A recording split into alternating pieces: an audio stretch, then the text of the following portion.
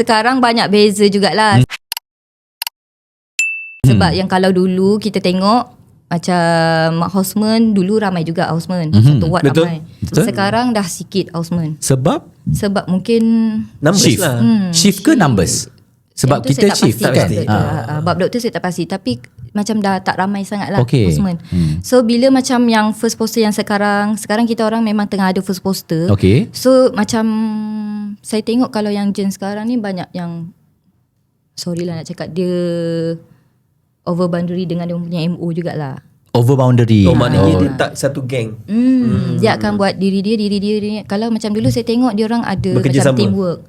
Kalau satu ward, okay, yang ni you buat discharge, you buat blood taking ke, you pergi request ke apa ke. Kalau tak yang ni you punya kerja, you punya kerja. But then again, this is disclaimer lah mungkin dekat what Mek Yun saw dekat you punya ward. Ini yang base saya punya pengalaman lah. Tapi ada yang okay. Itu saya kata dia tak generation. Tapi dia depends pada orang.